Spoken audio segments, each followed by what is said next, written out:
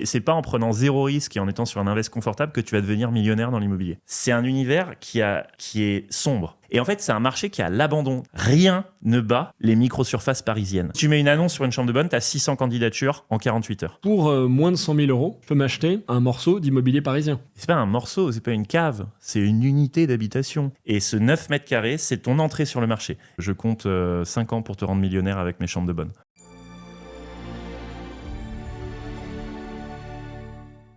Bonjour et bienvenue dans ce nouvel épisode de Premier Million. Il paraît que c'est le premier million qui est le plus dur. Non, moi je pense que le premier million, c'est celui qui donnera le plus de satisfaction, c'est le plus intéressant à faire dans votre vie. 1 million, c'est le cap pour tout investisseur qui réussit. Tout le monde peut arriver à 1 million, j'en suis convaincu, quelle que soit la mise de départ, avec les bons investissements. Investir pour atteindre 1 million, c'est pas en lisant le journal ou en regardant la télé qu'on y arrive, c'est pas là que vous allez trouver les bonnes techniques ou les bons placements. Je n'en pouvais plus d'entendre les gens parler d'argent en France sans jamais chercher vraiment à en gagner. Alors j'ai décidé qu'il était temps de parler des solutions sans filtre. Pour chaque opportunité, pour chaque investissement que je vais présenter ici, je vais me poser une seule question, la même que vous. Est-ce que je peux investir 100, 1000 ou 10 000 euros même à la fin de l'épisode qu'on va vous présenter? J'arrêterai ce projet quand j'aurai atteint 1 million d'euros de patrimoine grâce aux opportunités présentées dans ce podcast. Pour arriver de 0 à 1 million, je vais éviter les personnes issues des médias, je vais éviter les entrepreneurs à la mode. Non, les gens que je vais recevoir ici viennent du réseau que j'ai construit dans les banques d'affaires, dans la finance à Paris. Ce sont des stars dans leur milieu, parfois assez discrètes, vous ne les connaissez pas forcément, mais ce sont des gens qui sont vraiment capables de passer de 0 à 1 million, qui sont capables de craquer les codes et de vous donner ici les bonnes techniques pour diversifier un portefeuille et bâtir un patrimoine. Aujourd'hui, c'est Thierry Vignal qui vient sur le grill et qui va nous expliquer comment c'est possible de partir de zéro et d'arriver à 1 million avec des chambres de bonne. Voilà, et aujourd'hui, avec Thierry, j'ai trouvé une idée qui va peut-être vous faire tomber votre chaise. Quand c'est petit, c'est rentable, mais plus c'est petit et plus c'est rentable. Salut Thierry, ça va? Salut Félix. Je suis ravi de t'inviter ici. Enfin, de t'inviter, je te remercie de nous recevoir chez toi. C'est chez ma femme. Et c'est chez ta femme. C'est chez ta femme. Tu nous expliqueras ta situation patrimoniale dans quelques instants. On y va, on attaque direct, parce que je sais qu'on n'a pas beaucoup de temps aujourd'hui. Alors, comment on fait pour passer de 0 à 1 million avec des chambres de bonne? C'est ton nouveau terrain de jeu. Absolument, parce que small is beautiful, et j'en ai fait l'expérience après Mastéos, où on a quand même passé... Mastéos, qui était ma précédente boîte, où on a vendu 1500 biens immobiliers en investissement locatif à des particuliers. Donc 1500 transactions. 1500 transactions dans 180 villes et 3 pays. Donc j'ai vraiment un sample statistique suffisant pour pouvoir dire ce qui marche et ce qui ne marche pas. Typiquement, ce qui était à la mode dans les années 2020, c'était les immeubles de rapport en province. Typiquement, on allait chercher de la grosse renta à Roubaix, à Saint-Étienne, au Havre. C'était très à la mode et on en a vendu beaucoup. On faisait des colocs à Reims, au Mans. Et en fait, à force de vendre ces produits, on voyait ce qui marchait, ce qui avait un bon NPS, c'est une bonne satisfaction client, et ce qui avait de la sinistralité. Et cette sinistralité, on s'est rendu compte qu'elle était très mal modélisée en amont. Et ce qui fait qu'on se retrouvait avec des biens qui, sur le papier, faisaient du 12, 13, 14% brut, mais qui, en réalité, ajustaient de la sinistralité locative dans ces régions-là, c'est-à-dire le turnover, les dégradations, les impayés. Et ben en fait, on arrivait à des niveaux réels très, très, très, très bas, et c'était pas du tout rentable. Alors qu'il y avait un type de bien qui cartonnait, c'était les petites surfaces à Paris. Et je m'en étais pas rendu compte à l'époque que si on raisonne en risk-adjusted yield, c'est-à-dire en rendement ajusté pour le risque-prix, rien ne bat les micro-surfaces parisiennes. Et en parlant à mon concurrent qui s'appelle Beanstalk, on est arrivé à la même conclusion. Il m'a dit, en fait, on ne peut pas battre ça. C'est pas possible. Parce que si tu ajustes pour le risque, il n'y a rien en province qui peut t'amener le même rendement et la même perspective de plus-value que la micro-surface parisienne. Dans un contexte de pénurie de logement, je suis persuadé, et c'est l'objet de mon prochain projet, que c'est via ces micro-logements qu'on peut s'enrichir et devenir millionnaire en immobilier.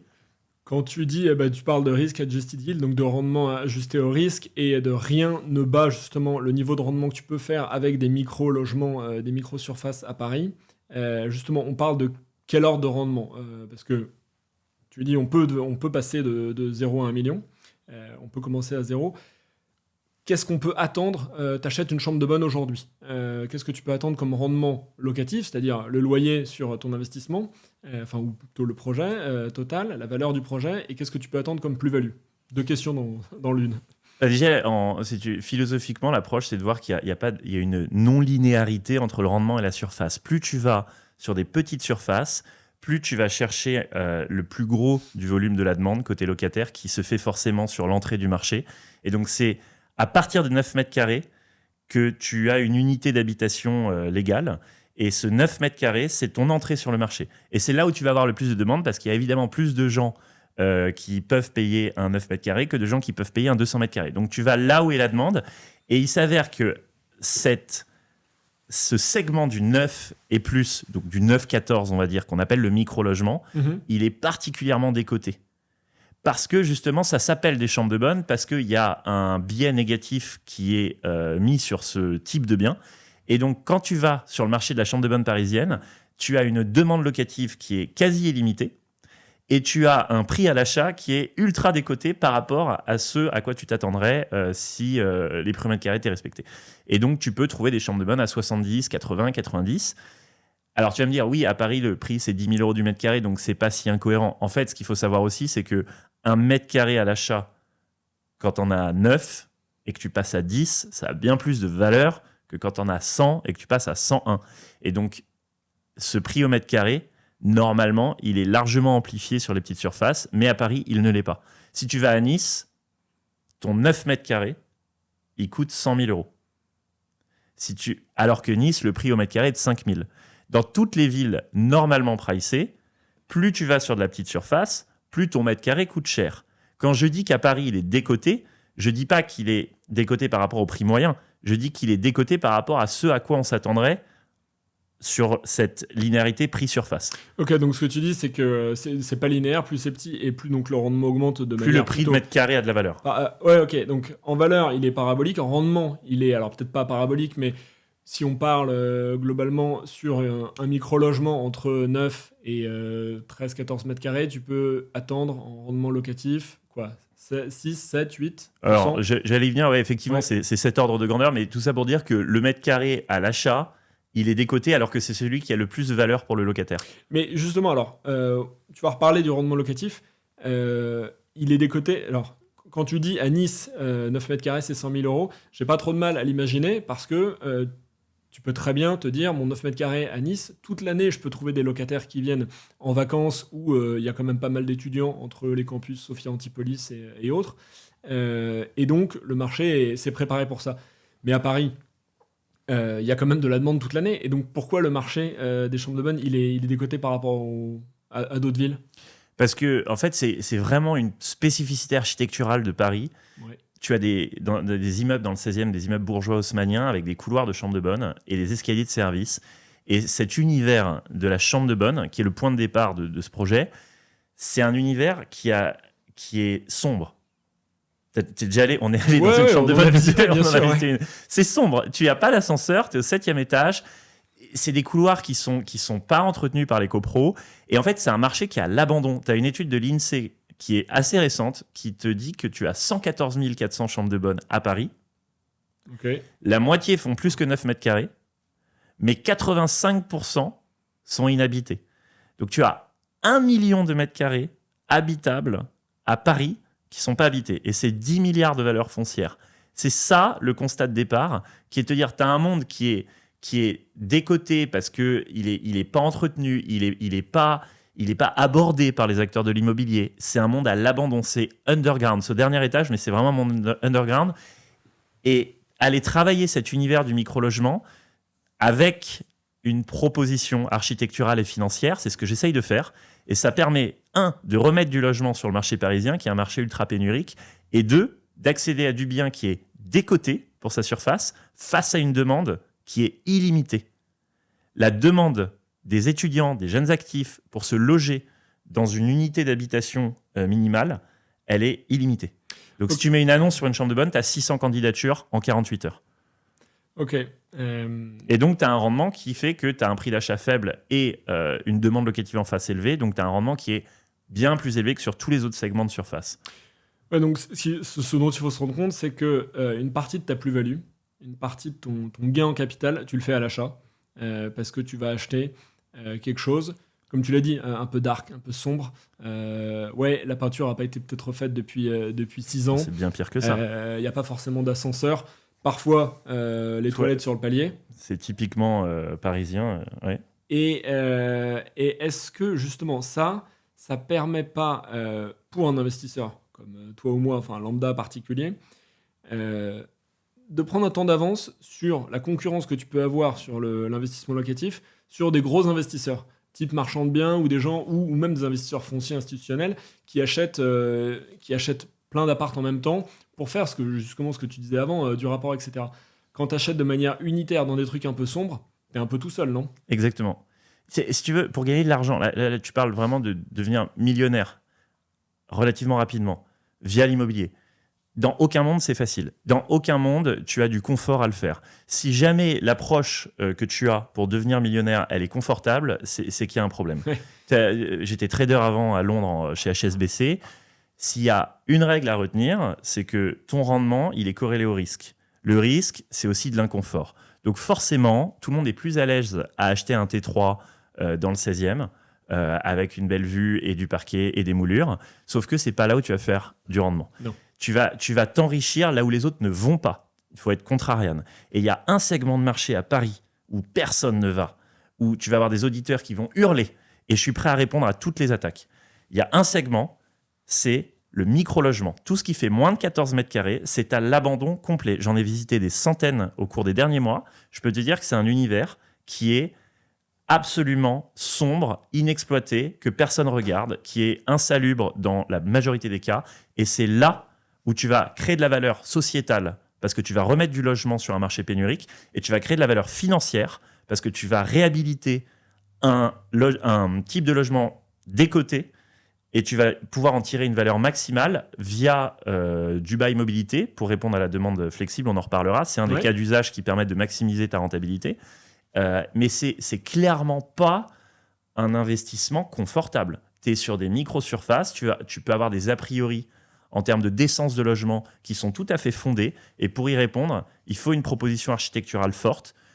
Ça date du Corbusier quand il s'est associé avec une autre architecte, Charlotte Perriand. Oui. Ils ont créé ce concept de l'unité d'habitation que tu peux voir à la Cité radieuse de Marseille. Et ça partait de l'idée de faire l'unité d'habitation, l'atome du logement minimal décent. Et là, ce que j'essaye de proposer avec ce nouveau projet codename Hécaton, et je travaille avec des grands cabinets d'architectes, c'est d'avoir une optimisation des micro-espaces qui peuvent rendre décents, voire luxueux, des espaces qui étaient complètement insalubres auparavant, pour les remettre sur le marché. Et ça part aussi du constat qu'à Paris, les chambres d'hôtel 4 étoiles, quand tu vas au Hoxton, quand tu vas chez... il y a des hôtels à Odéon, 4 étoiles, qui font entre 10 et 12 mètres carrés. Oui, à aucun moment... Le truc s'appelle l'hôtel rue des Beaux-Arts. Rue des Beaux-Arts, oui, il y a ça. J'avais la chance d'être invité. J'avais constaté que la chambre faisait pas 15 mètres carrés. Des prestations hyper haut de gamme, mais si tu fais gaffe, t'es un peu à l'étroit. Bah ouais, mais t'es pas malheureux pour autant. Tu vas à la shoebox, c'est cosy et luxueux en même temps. La shoebox du Hoxton, qui est une chambre assez connue dans le 2e.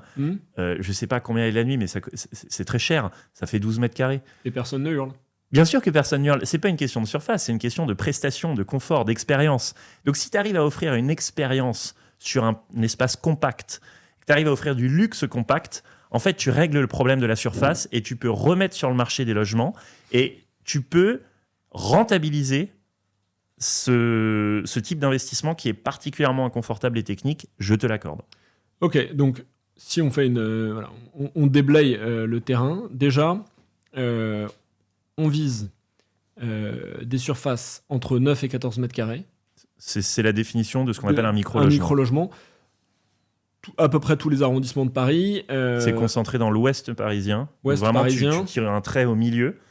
À l'ouest, tu as 3/4 des chambres de bonne. Ok, les gens qui vont travailler à la Défense, donc ouest parisien, les gens qui vont travailler dans le QCA, donc quartier central des affaires, donc 1, 2, 8, 9, allez, au sens large, donc ouest et centre parisien, et les étudiants qui sont dans les prépas du 16e. Dans les prépas des lycées, ou les universités de l'Ouest parisien, type Dauphine, etc. Ok, entre 9 et 14 mètres carrés. Donc ça déjà, à l'achat, vous avez ces critères, on peut regarder ces critères. Maintenant, il y a une formule que tu as esquissée sans la dire, c'est transformer une chambre de bonne en chambre d'hôtel. Ça, c'est l'étape 2 quand tu transformes et que tu apportes la forte valeur architecturale, comme tu le disais, à ton unité de logement. Avant ça, entre 9 et 14 mètres carrés, ça coûte combien à peu près une chambre de bonne à l'achat? Et ensuite, les coûts annexes d'un projet total pour justement mettre sur le marché un micro-logement ultra attractif, sexy, qui fait que tu as 600 demandes le jour où tu postes ton annonce. Alors déjà, tu as 600 demandes, quel que soit ton niveau de rénovation, et c'est triste, tu as une vraie pénurie de logements pour les étudiants. Donc, le coût d'une chambre de bonne à Paris, l'univers se divise en deux. Tu as les chambres de bonne vraiment au sens brut, avec les toilettes sur le palier, 7e étage sans ascenseur dans le 16e. Donc ça, c'est entre guillemets le pire des cas de figure. C'est quand même un produit hyper intéressant. Mais les chambres de bonne, toilettes palier, c'est 80 000 € à l'achat. Voilà. Ok, et là, juste pour déstresser ceux qui pourraient nous écouter, tu parlais d'investissement inconfortable. Tu mets une annonce d'une chambre de bonne, donc de 10 mètres carrés, 7e étage sans ascenseur, dans le 16e, toilette sur le palier, tu as quand même des demandes. T'en as, Beanstalk, ils avaient fait le test, il y en avait 600. Moi, j'ai fait le test récemment, j'en ai eu 300 en une semaine. Oui, donc. Ok, donc, mais non seulement tu as de la demande. Non, mais je détache complètement le côté.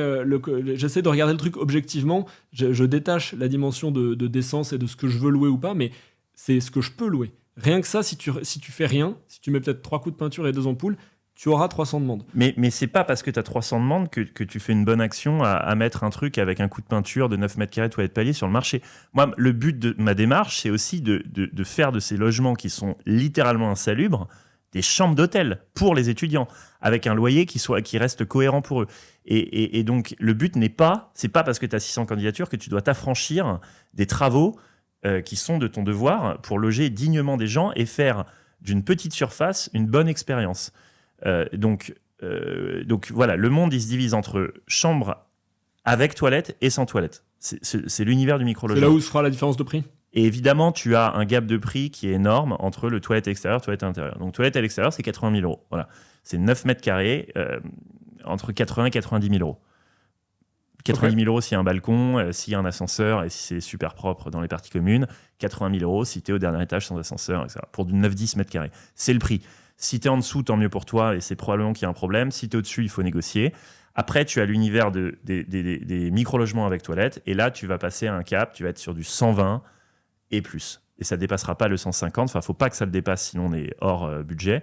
Et donc, tu as 80-90 pour les vraies chambres de bonne sans toilette et j'ai vu des négos se faire à 105, qui étaient pas mal, mais entre 105 et 125 pour des micro-logements avec toilettes à l'intérieur. Ok, donc ce qu'on est en train de dire, c'est globalement, toilette ou pas toilette, on oscille entre un léger ou un fort en dessous du 10 000 € métrique à Paris. Et là, j'ai une objection qui est de me dire, c'est quand même vachement cher et tout. Mais je me dis aussi, en fait, pour moins de 100 000 €, je peux m'acheter un morceau d'immobilier parisien. Hyper accessible. C'est pas un morceau, c'est pas une cave, c'est une unité d'habitation. Oui. Mais c'est important parce que en fait, ta porte d'accès sur le logement parisien, elle commence à 9. Et donc les 9 premiers mètres carrés, ce sont ceux qui ont le plus de valeur pour un locataire. Et c'est pour ça que c'est les plus rentables. Et c'est les moins chers à l'achat. Okay. Mais si tu veux, c'est là où il y a un mispricing qui est hallucinant. Évidemment qu'il y a des raisons pour ce mispricing, mais les raisons, il faut les traiter. C'est là d'où vient l'inconfort et c'est là d'où vient la technicité de ce marché. Mais quand tu es trader, le seul moyen de te faire de l'argent, c'est de détecter un mispricing, l'arbitrer et encaisser l'inconfort qui vient avec l'arbitrage. Ouais. C'est à l'investisseur de s'occuper de cet inconfort et c'est en ayant traité ce problème que là, il va pouvoir... Et là, tu vas débloquer de la valeur. Mais c'est pas en prenant zéro risque et en étant sur un invest confortable que tu vas devenir millionnaire dans l'immobilier. Non. C'est en allant sur des trucs où vraiment, tu n'as pas envie d'aller et personne n'y va. Il faut faire l'effort. Voilà. Faut faire l'effort. Mais pour le coup, pour l'avoir fait et pour avoir vu des gens le faire, parce que il s'avère que c'est aussi le fruit de mon expérience chez Mastéos, où j'ai découvert qu'en fait c'était le seul investissement qui était valable dans l'univers des possibles, selon moi et selon mon sample statistique de ce qui marche et de ce qui marche pas. C'est pas l'immeuble de rapport, c'est pas la coloc au Havre, c'est rien de tout ça. C'est le micro-logement parisien. Et par ailleurs, j'ai rencontré un ami qui est trader quant chez Millennium à New York, enfin qui l'est plus maintenant, et qui a écrit un livre sur le sujet parce qu'il a fait cette découverte en faisant une analyse statistique du marché immobilier. Et il a dit, effectivement, en tant que trader quant, j'observe une situation d'anomalie sur ce segment de marché que je vais aller exploiter. Et il est allé l'exploiter, il a écrit un livre que j'ai dû t'envoyer. Oui, livre que j'ai lu. Franck Béon. Je vous recommande le livre de Franck Béon qui s'appelle Chambre de bonne. Chambre de bonne, qui se vend sur Amazon. Et lui, il a, entre guillemets, pas fait fortune parce que c'était pas son job, mais il en a 4 ou 5 et ça lui rapporte de quoi vivre très, très confortablement. Parce que non seulement il les rachète de manière décotée, c'est le seul à l'achat sur ce genre de produit qui fait peur à tout le monde, il les rénove de manière spectaculaire et il les loue en format moyenne durée. Et le format moyenne durée, il permet d'aller répondre à l'essor de la demande flexible, les gens qui louent au mois, les gens qui sont là pour 3 mois en stage, qui sont là en attendant de trouver un truc plus grand. Mais comme il y a énormément de queues sur les candidatures des trucs plus grands, je vais là en attendant. Ouais, ou les échanges universitaires, les touristes de longue durée, etc. Et donc, il y a une énorme demande pour du logement au mois avec ce bail qui s'appelle le bail mobilité, qui n'est pas soumis à l'encadrement des loyers. Accessoirement, c'était un des blocages de ce marché-là. Et qui, pour autant, et pas. T'as une vraie proposition financièrement valable parce que ce que tu dis aux locataires, c'est moi, je te donne accès à ce logement via Airbnb, ça se fait très bien. Tu cliques, tu payes le mois, il n'y a pas de dépôt de garantie, il n'y a pas de caution, tu n'as pas besoin de te prendre 3 garants, un CDI qui fait 4 fois le loyer, tu n'as pas besoin d'être en concurrence avec 200 personnes et d'attendre 3 mois et de m'envoyer un deck sur ton background, etc. Tu cliques, tu payes, tu vas peut-être payer 200, 250 euros de plus, mais au moins tu as accès au logement et tu peux vivre décemment le temps de trouver quelque chose qui correspond plus à ta recherche. Donc c'est des logements tampons et on ne reste pas sur du 9 mètres carrés 5 ans. On y reste 5 semaines. Et je pense que ce marché est dédié à de la location temporaire flexible au mois en bail mobilité. C'est là où tu maximises ton rendement accessoirement et tu réponds à une vraie demande. Et c'est souvent plus facile de payer 200 ou 300 euros de plus en moyenne durée de la part du locataire, plutôt que s'envoyer le parcours du combattant et de mettre des cautions pas possibles, etc. Et c'est d'autant plus vérifié, je pense, dans un marché parisien où, là, le hack, le truc du marché, c'est que on est à Paris, la ville la plus visitée du monde, avec, je sais plus, une vingtaine de millions de visiteurs par an.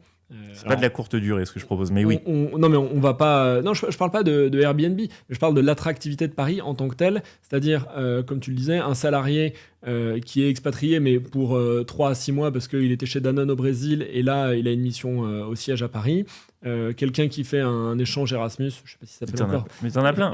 Moi, là, je déménage, j'ai 6 mois de battement. Ouais. Je me loge où ? Tu crois que je vais me signer un bail sur 3 ans et mettre mes parents en caution et m'envoyer des assurances PNO et de la garantie loyer impayé et être en concurrence avec 100 personnes? Jamais de la vie. Moi, là, pour 6 mois, je vais sur des plateformes de moyenne durée et je me prends au mois un logement. Je ne sais même pas quand vont finir les travaux. Je ne sais pas quand je vais quitter mon bail. J'ai besoin d'avoir une proposition flexible et je suis prêt à payer plus cher. Ça ne me dérange pas. Je ne me sens pas arnaqué. Et donc, cette flexibilité, elle a un surcoût qui rend le projet rentable pour le bailleur et qui facilite la vie du locataire.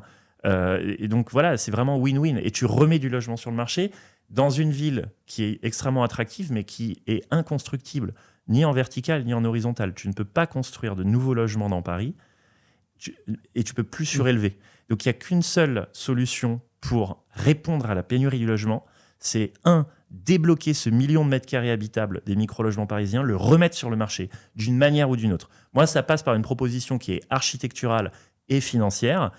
Et il y a une deuxième solution, c'est de prendre des grands appartes et d'apprendre à vivre dans des espaces un peu plus petits pour loger dignement plus de gens. Oui, voilà. Donc pour loger, diviser. Mais on se concentre vraiment là sur le micro-logement. Donc moi, ce qui m'intéresse, c'est voilà, on s'est dit mécaniquement, on a défini les critères, donc entre 9 et 14 mètres carrés à Paris. On a des prix qui oscillent entre 80, 90 000 à 125 000, etc. Ensuite, évidemment, c'est là que je te rejoins, on ne se rend pas compte de la capacité des candidats à la location à payer plus cher pour être logé, parce que malheureusement le marché est pénurique.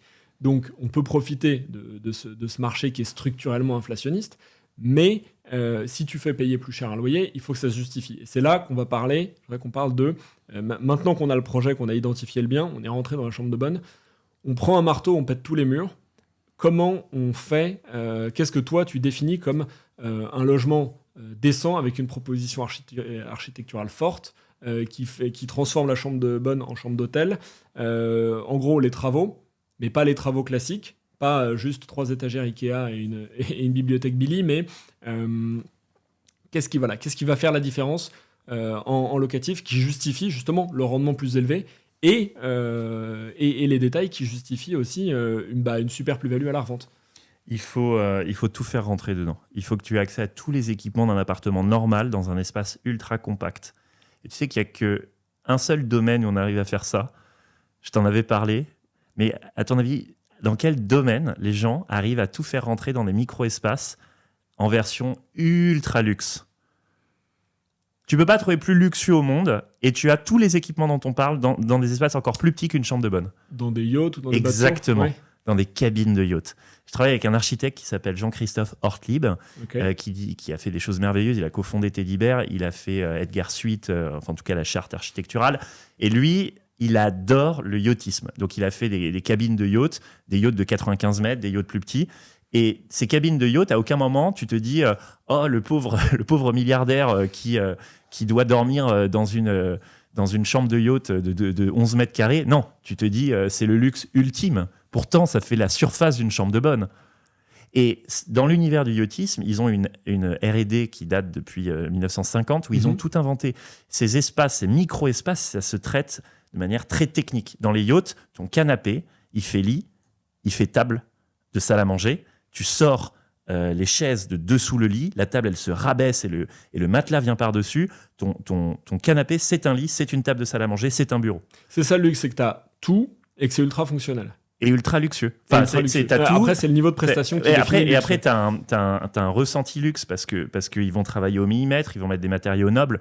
Mais le sous-jacent, si tu regardes les cabines de douche du yacht, c'est les mêmes cabines de douche prémoulées en usine que tu trouves à l'hôtel Ibis ou au Formule 1. C'est juste qu'on a mis du revêtement bois ultra luxe sur un moule qui est le même à chaque fois.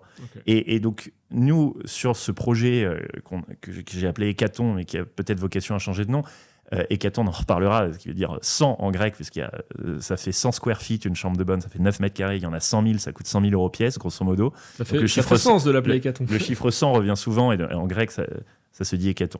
Et donc, dans le projet Hécaton, l'idée, c'est de s'inspirer des codes du yachtisme et de l'hôtellerie de luxe, parce qu'on est sur des surfaces équivalentes. On est sur du 9 à 14 mètres carrés, et à aucun moment, personne n'a dit que les milliardaires étaient logés dans des conditions insalubres à cause de la surface. Oui. Ou alors que les gens qui allaient au Hoxton étaient logés dans des conditions insalubres parce que c'était une petite surface. À aucun moment. Personne de droite ou de gauche t'a dit ça. Et ça prouve bien une chose, c'est qu'à aucun moment, c'est une question de surface. C'est une question de rénovation. Donc, on peut être de gauche, de droite, du centre.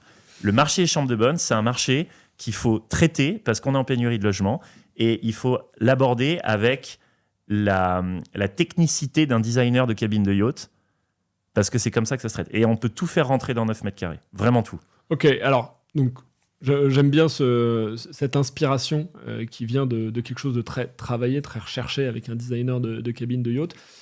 Concrètement, dans un 9 mètres carrés ou 10 mètres carrés, comment tu vas structurer ? Alors, j'ai pas le plan idéal, mais imaginons le classique, l'espèce de boîte rectangulaire, peut-être parfois avec des angles un peu perdus. Comment tu arrives à rentrer le lit devient un canapé-lit. Bon, canapé-lit, c'est un peu la base. Ouais. C'est ce que tout le monde connaît en mobilier convertible, mais tu as plein de boîtes qui sont spécialisées là-dedans. Nous, on produit nos propres modules. On va faire la kitchenette la plus petite au monde, tout intégré, une tour électroménager avec frigo, congélo, machine à laver, sèche-linge, lave-vaisselle, tout intégré dans des espaces extrêmement compacts. Mais on trouve déjà sur le marché plein de trucs très inventifs avec des tables qui se déplient du mur. Donc évidemment, tu vas pas foutre une grosse table en plein milieu, elle va se déplier d'un pan du mur. Tu as des lits qui sortent, qui se déplient du mur, Ouais, tu m'avais montré ça. ou qui viennent du plafond, ou qui sont simplement des canapés en lit. Tu as des salles de bain extrêmement réduites, elles sont parfois produites en usine. Tu as une boîte qui s'appelle HVA qui fait ça super bien. Ça arrive tout avec, comme sur un yacht, avec le robinet, les toilettes et la douche, mais en version luxe. Hein. T'as quoi? Nous, on va mettre les mêmes revêtements que sur les decks de yacht, qui est un revêtement waterproof qui se déroule et qui donne une impression très luxe bois, alors que c'est un matériau ultra résistant Oui. et très facile à poser. Donc l'idée, c'est de s'inspirer de ce que fait la préfabrication en construction immobilière, mais pour les modules qui sont mis dans les chambres de bonne. Et pour un particulier, juste aller voir les marques qui savent faire des micro-kitchenettes, du mobilier convertible, mais toujours le faire dans l'optique de créer un effet luxe et une expérience agréable où tout rentre dans 9 mètres carrés. Et sur 9 mètres carrés, alors je vais pas reprendre la... Enfin si, je vais C'est le reprendre cas la... extrême, 9, ça peut être 12. Hein, après, Non, mais alors, quelle que moins. soit la surface entre 9 et 14, t'as une règle, un peu ce que j'appelle la règle de ma belle-mère qui est spécialisée dans l'immobilier, dans les rénovations, mais que t'entends partout, c'est les travaux, si tu veux que ce soit bien fait, c'est 2 000 € par mètre carré. Donc sur ta surface, est-ce qu'on peut compter le même budget, donc sur un 10 mètres carrés, 20 000 € de travaux, ou tu peux aller...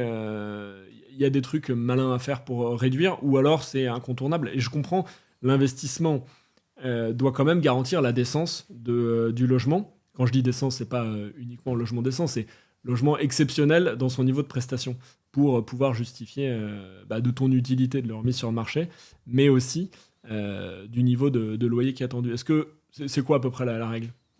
Donc, il n'y a rien qui est linéaire dans le micro. Le loyer au mètre carré a plus valeur à neuf. Le prix au mètre carré a plus valeur sur des petites surfaces. Le mètre carré supplémentaire pour un locataire a beaucoup plus valeur quand on passe de 9 à 10 que quand on passe de 100 à 101. Donc, ce qui fait que tout est délinéarisé sur les microsurfaces. Donc, les règles applicables au monde habituel ne sont pas les mêmes. Donc effectivement, sur le prix au mètre carré de la rénovation, on va avoir des coûts incompressibles qui vont faire gonfler ce prix au mètre carré. Donc on va être sur du 2-3 000 € quand on pourrait s'en sortir à 1 500-2 000 sur des 50 et 100 mètres carrés. Donc c'est ça, c'est en gros 2 500 € du mètre carré. Ouais. 2 500 € mètre carré, donc je reviens sur mon exemple pour simplifier les chiffres. Tu avais 10 mètres carrés, tu les as bien achetés à 90 000 €.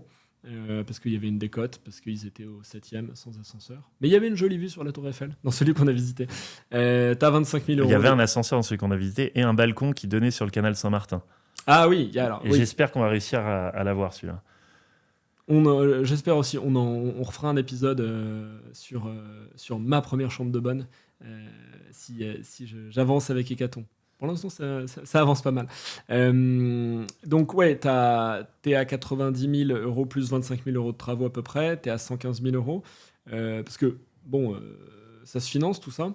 115 000 €, tu les finances comment? Et là, je vais me mettre dans le cas de deux personnes. Soit t'as à peu près de notre génération, donc entre 35 et 40 ans, et tu commences à investir en préparant la suite qui te paraît loin. Mais et même si la retraite sera de plus en plus loin, il faut la préparer d'une manière ou d'une autre.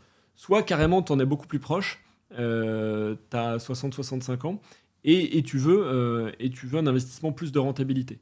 La première approche, quand tu es un peu plus jeune et que tu peux investir tous les mois, ça serait plus une approche par capitalisation.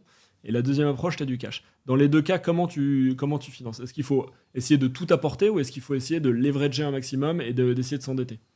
C'est toujours mieux quand on mobilise pas trop de cash. Je vais essayer de recalculer la mensualité de prêt sur la chambre de bonne dont on parle. Ouais. Effectivement, elle est à 90 K. Alors attends. Il me semble que j'avais un 620 sur 20 ans avec un taux à 3,8. Si elle est à 90 K, que tu mets 25 de travaux et que tu as 10 de frais annexes, tu es à 125. Et 125, tu vas mettre combien d'apports là-dessus? Pour moi, le but, c'est de ne pas mobiliser trop de cash. Je vais mettre un 15. Gros 10%, 15 d'apports. Ok, donc tu as 110 000 à emprunter. Exactement. 110 000 à emprunter, tu peux le faire sur 25 ans. Je sais le sortir sur 25 ans. Donc, sur 25, ça m'arrange parce que c'est pour du long terme, mais si je peux baisser mon taux, c'est cool. Donc ça te fait 600 € de mensualité, assurance comprise. Et là, on se met dans le pire des cas. Alors, attends, moi, je peux emprunter. Ok. Jusqu'à, j'imagine, 50-55 ans, on peut emprunter facilement. Au-delà de 60 ans, je sais que les taux sont pas les mêmes. Mais il faut quand même regarder derrière. La seule règle, c'est de regarder si ton levier va vraiment marcher. C'est-à-dire, est-ce que ton rendement locatif va être supérieur à ton effort bancaire, c'est-à-dire taux d'intérêt et amortissement. Tu m'as dit 600 600 de mensualité. 600 de mensualité.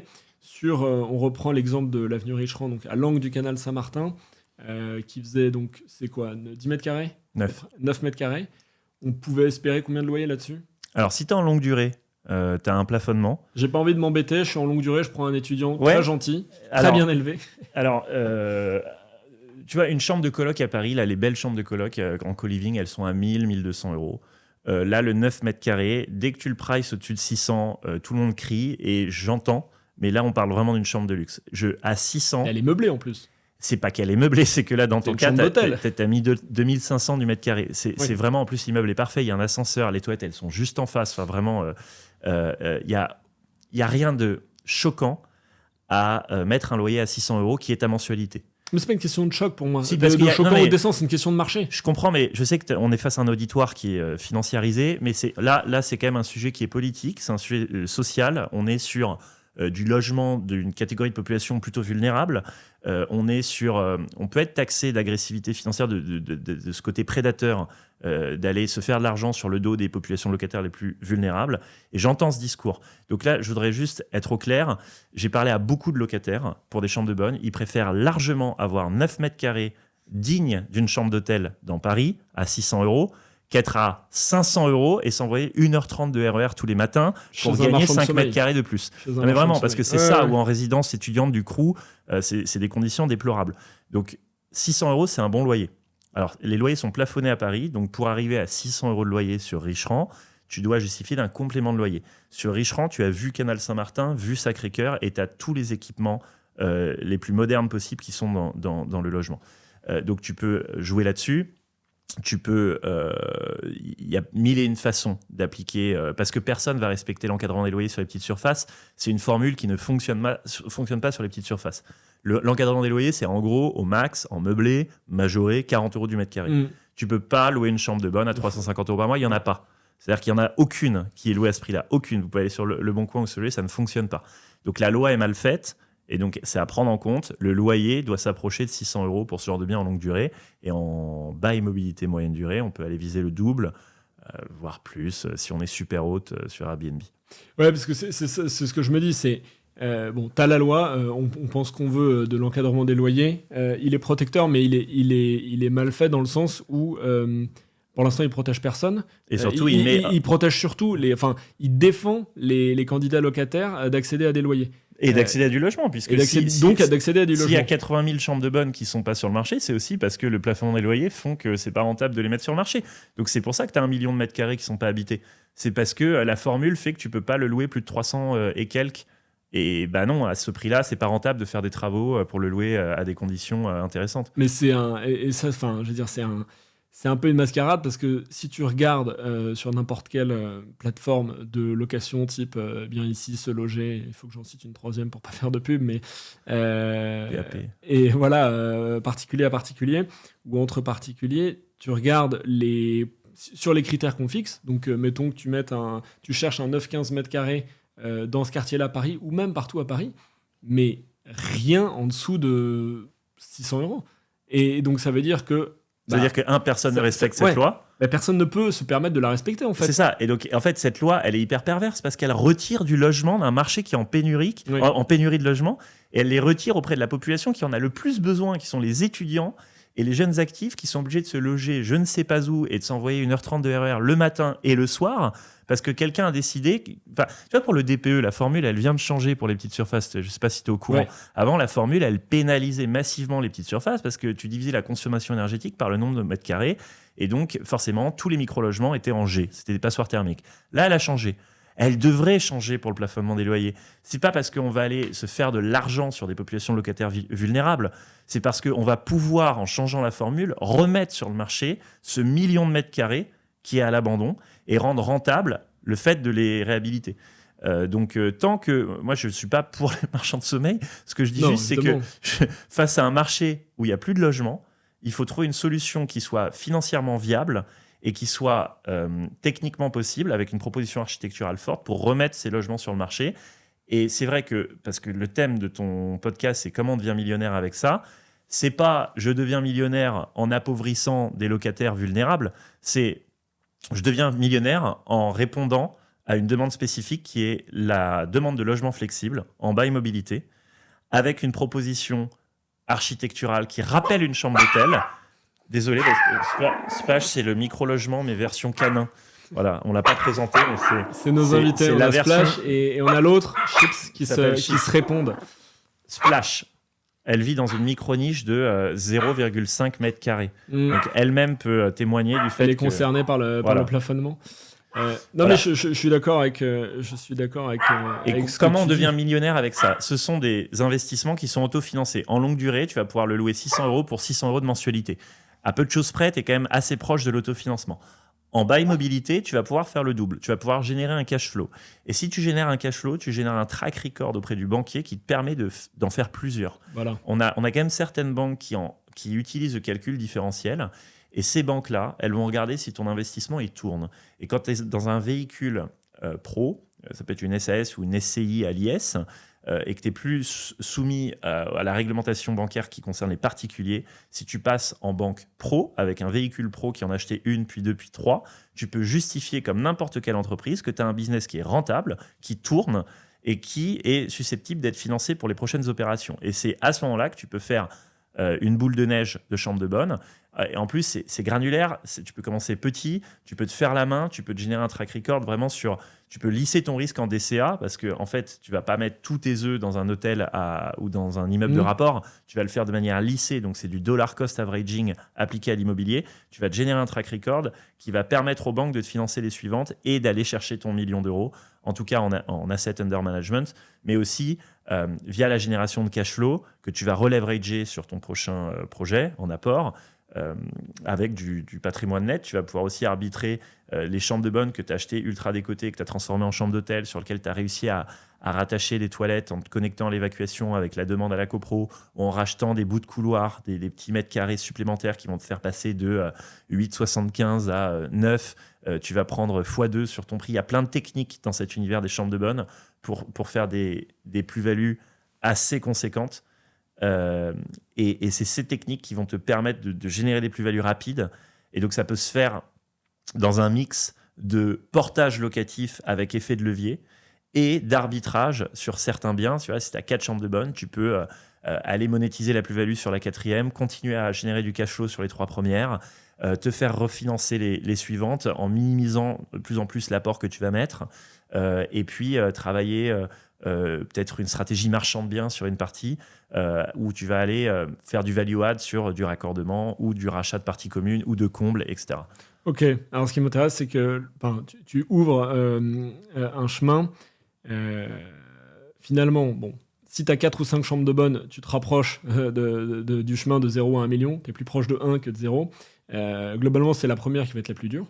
Ouais, mais une chambre de bonne, si tu as 100 000 € de budget et que tu es au SMIC, tu peux quand même la financer. C'est ça la beauté du truc, c'est que c'est du affordable investment, c'est du micro-cap. C'est le logement le plus abordable pour le locataire et c'est l'investissement le plus abordable pour celui qui veut se lancer. Donc, c'est vraiment la porte d'entrée dans l'immobilier pour tout le monde et tu peux acheter une chambre de bonne avec un SMIC, littéralement. C'est ça qui est beau, c'est que c'est très démocratique. Et les gros ne peuvent pas y aller. Les instituts ne vont pas sur le micro-logement. Même les moyens n'y vont pas. C'est un marché qui est réservé aux petits. Aux petits. Quel que soit ton niveau de revenu, tu peux commencer à gagner vraiment de l'argent dans l'immobilier sur ce segment de marché, qui en plus est un segment intramuros patrimonial à faible risque. Le truc va pas prendre feu, va pas y avoir autant de sinistralité qu'à Roubaix. C'est quand même assez low risque comme micro-logement, j'imagine, micro-problème aussi. C'est un peu ça, ouais. T'as moins de problèmes. Donc, ouais, tu fais la première chambre de bonne, tu structures ton prêt, tu arrives à dégager du cash flow. Vraiment les trucs pour ensuite accélérer, si tu veux aller sur 2, 3, 4 chambres de bonne, un portefeuille comme ça. Un bon partenaire bancaire, ou même plusieurs, Ouais, Donc, il faut être très bon à ça. Il faut être. On prend le coup. J'imagine. Enfin, tu te fais la main sur ton premier dossier de prêt, et ensuite, plus tu regardes, mieux tu connais le marché, et plus tu es capable de rassurer un banquier. Évidemment, ne jamais hésiter à diversifier les banquiers. Et moi, j'ai une préférence. Je sais pas. On en parlait aussi pour les banquiers retail, enfin les réseaux, les crédits agricoles, les crédits mutuels, les les mutualistes. Toujours plus compliqué de parler à un banquier, même si je ne doute pas de leurs compétences, de la banque rouge et noire ou de la banque verte, pour ne pas les nommer, elles le méritent pas. La jaune aussi, un peu dans le même panier. Non, mais c'est vrai que les banques mutualistes, elles jouent très bien le jeu auprès des investisseurs. Et on a une banque dont on parlait qui s'appelle le Crédit Foncier Communal d'Alsace-Lorraine, le CAFCAL, qui finance super bien les investissements locatifs, et tant qu'ils sont autofinancés et relativement généreuse sur les financements, sans apport. Le CFCAL, ouais, à connaître. Et donc, il y a ce réseau bancaire, réseau de banquiers à avoir, ça aide. Mais là, on parle vraiment de l'effet accélération. Je pense qu'on a fait le tour pour le premier, pour la première boule, avant qu'on fasse l'effet boule de neige. Le deuxième, c'est toujours important dans ce cas-là, quand tu commences en immobilier, et ça, qu'on soit sur T2, T3 ou chambre de bonne ou parking, c'est toujours la même chose. La bonne structure pour optimiser la fiscalité. Parce que, encore une fois, j'entends les détracteurs qui vont dire ils veulent devenir millionnaires en devenant marchand de sommeil. Très bien, tu penses ce que tu veux. Si tu apportes de la décence et de la liquidité dans le marché et que tu remets des logements sur le marché, je pense que tu mérites. Tu mérites quand même une rétribution. Et de toute façon, tu vas te faire taper dessus, tu vas te faire taxer. Donc, comment on optimise, comment on paye les impôts, évidemment, les taxes foncières, justement. Qu'est-ce qu'on peut refacturer aux locataires et comment on optimise, avec quelle structure. Ce qui est beau avec ces micro-logements, c'est que ta taxe foncière, elle est corrélée à la surface de ton bien. Ton tantième, donc, oui. Et tantième pour les charges de copro. Donc, les taxes foncières et charges de copro sont extrêmement basses pour ce type de bien. Ce qui en fait, ça le rend d'autant plus rentable. Et c'est pas au détriment du locataire, cette fois. Donc, c'est vraiment un play financier incroyable. Tes charges sont minimes sur ce type de bien, à tous les niveaux. Et pour la fiscalité, facile, LMNP ou SCI LIS, qui sont les deux grands véhicules efficaces parce que tu peux pratiquer de l'amortissement. LMNP option réelle. Je vais un peu vite là-dessus parce que on pourra faire un épisode sur la fisca. Ouais. Alors peut-être pas que sur la fisca, parce que j'essaye de faire quand même des thèmes attractifs. Non, mais la fisca, c'est une niche française. Si tu la maîtrises bien, tu aiguises tes armes. Mais déjà, il faut trouver les armes. LMNP option réelle, ça marche très bien. Okay. Pour les détracteurs, juste je réponds à tous les pushbacks qu'on a d'habitude. Les DPE, c'est un vrai sujet sur les micro-logements, ça se traite, ça se traite très bien, les formules viennent de changer d'ailleurs, il y a changement de fenêtre, il y a les ballons d'eau chaude thermodynamiques avec VMC parfois qui sont intégrés. VMC double flux. Ouais. Il y a l'isolation thermique par l'intérieur avec des isolants minces, voilà. Donc on sait aussi traiter la rénovation énergétique, c'est pas du tout un bloquant. Il faut juste l'intégrer au budget travaux, et quand je te dis que c'est 2005 du mètre, il y a un budget réno énergétique qui est inclus dedans. Deuxièmement, la notion de marchand de sommeil, insalubrité, encore une fois, quand c'est une cabine de yacht, personne n'en parle. Quand c'est une chambre d'hôtel 4 étoiles en plein Paris, personne ne parle d'insalubrité à cause de la surface. Ça n'est jamais un problème de surface, c'est un problème de rénovation et de prestation. À partir du moment où tu loues une chambre de bonne où tu n'as pas fait une rénovation digne de ce nom, là, tu es un marchand de sommeil. Ce n'est pas du tout ce que je propose aux auditeurs. Le but n'est pas de minimiser le budget travaux. Le but est de trouver un arrangement où tu remets du logement, où tu donnes une belle expérience aux locataires, notamment en location moyenne durée. Et c'est ça qui permet de gagner de l'argent et de faire du rendement à Paris. Et enfin, quand tu parles aux locataires, notamment étudiants, donc pas ceux de la moyenne durée, ceux de la longue durée, les étudiants, ils te disent systématiquement une chose, c'est qu'ils préfèrent 9 mètres carrés en intramuros à côté de leur fac, où il y a des jobs, où on peut faire du babysitting, où on peut gagner de l'argent, plutôt qu'être excentré dans une surface plus grande, avec un loyer légèrement plus bas, mais où tout devient infernal en termes de logistique et de recherche d'emploi. Voilà, je te le dis. Donc vraiment, il faut se déculpabiliser à travailler ce marché, qui est un marché technique où on peut gagner énormément d'argent, tout en étant dans un effet sociétal positif. Et juste avant qu'on finisse, parce qu'on a bien fait le tour, moi je cherche toujours à un peu optimiser les bons coups que tu peux faire une fois que tu as ta chambre de bonne. C'est vraiment ce qu'on appelle de l'asset management. J'ai fait ma rénovation, ça tourne, j'ai mon cash flow.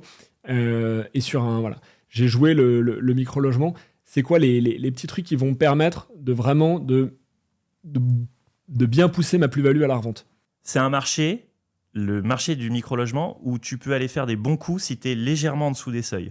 Par exemple, le seuil de 9 mètres carrés, qui est la surface minimale pour louer, si tu es légèrement en dessous, à 8,5, tu peux tenter ta chance parce que tu vas pouvoir bénéficier d'un prix ultra décoté.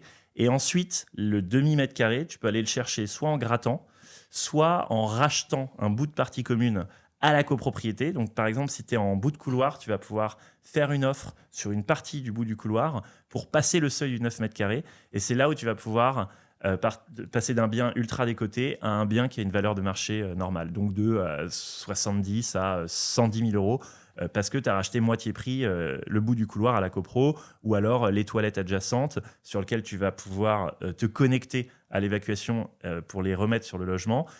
Voilà, donc ça, c'est des techniques. Jouer avec les seuils et gratter ou racheter un peu de mètres carrés à la copro ou alors se rattacher à des toilettes quand il n'y en a pas, qui permettent de faire des jumps de plus-value immédiats sur ton logement. Et c'est vraiment... Il y a aussi le rachat de combles qui marche très bien quand tu es sous les 20 mètres cubes. Tu vas aller racheter des combles à la copro et tu vas passer au-delà des 20 mètres cubes, qui est le deuxième seuil pour louer sur Paris. 9 mètres carrés, 20 mètres cubes, jouer avec ces seuils, jouer avec les raccordements toilettes et racheter des parties à la copropriété. C'est ça qui permet de faire des plus 50% immédiats voilà, pour les plus joueurs d'entre vous. Ok, donc quand on s'installe, on identifie tout de suite qui est la présidente ou le président du syndic de copro, du conseil. Et on offre des chocolats à Noël à tous ses voisins. Voilà. Et non, mais c'est des choses bêtes. Mais si on se fait détester par la copro parce qu'on fait des travaux sauvages et que les corps de métier nettoient pas le couloir derrière, on commence mal. En revanche, rien n'interdit d'être aimable et ça ouvre des perspectives. Bon, on a bien fait le tour. Avant qu'on se quitte, sur le projet Hécaton. En fait, donc tu l'as dit, Hécaton comme 100, parce que 100 square feet, donc 9 mètres carrés, 100 000 chambres de bonne, qui représentent et qui coûtent à peu près 100 000 euros à l'unité. Si on résume tout ce qu'on vient de dire dans cet épisode, en fait, Hécaton, toi, ton ambition, c'est d'être le bouton sur lequel on appuie pour justement accéder à ces chambres de bonne, les réhabiliter, et ensuite, en gros, tu es l'intermédiaire entre candidat investisseur propriétaire et le moment où ça arrive vraiment. Ce que tu faisais dans ton expérience d'avant, mais ce que tu fais maintenant, convaincu sur un marché, juste un seul marché, c'est ça ? Exactement, monozone, monoproduit, et j'arrive avec une proposition architecturale forte. Donc c'est d'abord un projet archi qui peut être mis à disposition des investisseurs qui souhaitent optimiser des chambres de bonne. Et effectivement, moi j'aide les gens à sourcer les bons micro-logements, mais je les aide surtout sur la partie réhabilitation pour être sûr qu'on n'est plus dans le schéma marchand de sommeil, on est dans le schéma je propose du luxe compact à un bon prix à des gens qui en ont besoin. Et c'est là que j'interviens effectivement. Ok, alors pour moi qui suis engagé dans l'expérience Hécaton depuis quelques semaines, je confirme pour le coup la proposition de logement. On est à la limite du harcèlement. Tu m'en envoies beaucoup, mais des très bons.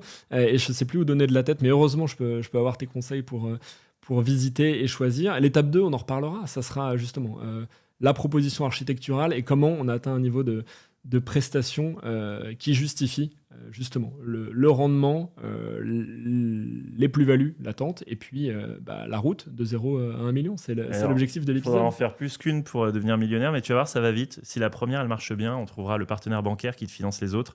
Et le but, c'est que ton podcast dure au moins 5 ans parce que je compte 5 ans pour te rendre millionnaire avec mes chambres de bonne. L'avantage, c'est qu'il n'y a pas que les chambres de bonne, il y a d'autres placements et que c'est une bonne diversification. Mais moi, je te dis, on continue à avancer, on en reparlera dans pas longtemps. Avant de partir, petit conseil de lecture peut-être ? Le livre de Franck Béon, qui est le pape de la chambre de bonne. Je crois qu'il s'appelle Investissez en chambre de bonne. Vous le trouvez sur Amazon ou vous me demandez sur LinkedIn et je vous donne la référence. Et un livre de Stéphane Zweig qui s'appelle Magellan, qui est mon livre préféré. Ou alors, plus dans le thème, Crime et châtiment de Dostoïevski, qui commence sur un locataire de chambre de bonne qui assassine grosso modo sa bailleuse parce qu'il est justement dans des conditions insalubres et il pète les plombs. Et ça montre bien que proposer des chambres de bonne bien rénovées, ça permet d'éviter des meurtres Merci Dostoïevski de nous le rappeler. Vous ne voulez pas que votre locataire se transforme en Raskolnikov. Exactement. Merci Thierry pour cet épisode et à très bientôt. À bientôt, salut. Et voilà, je conclus cet épisode avec Splash qui était notre invité, le chien de Thierry pendant tout notre épisode aujourd'hui. On a parlé chambre de bonne, on a essayé d'aller un peu dans tous les sens pour voir comment l'investissement des chambres de bonne répondait à plusieurs ambitions. Une ambition évidemment d'investissement, donc dans une logique de financiarisation, de rendement et de plus-value. Mais on a vu qu'on pouvait aller plus loin aussi en essayant de remettre du logement sur un marché qui est pénurique, j'aime l'expression de Thierry, et que ça pouvait se faire vraiment avec une logique gagnant-gagnant, c'est-à-dire si on est capable de faire des travaux de réhabilitation complète et très haut de gamme, on est capable de proposer des logements plus que décents, avec des revenus qui sont plus que décents, et de résoudre un problème dont on parle beaucoup de crise de logement sur des logements unitaires, sur des micro-logements. On a vu aussi que le meilleur marché à adresser en immobilier, c'est celui des 9 premiers mètres carrés, et que c'est à partir des 9 premiers mètres carrés qu'on aura le plus de demandes et le plus de rendement. Enfin, on a vu que si on veut accélérer dans cet objectif de chambre de bonne sur la route de 0 à 1 million, bien évidemment, il faut faire un effet boule de neige, essayer d'en avoir plusieurs et de structurer ça avec, Thierry nous en a parlé, soit une SCI, Société Civile Immobilière à l'IS, ou bien un statut LMNP. Vous retrouverez les informations dans l'épisode.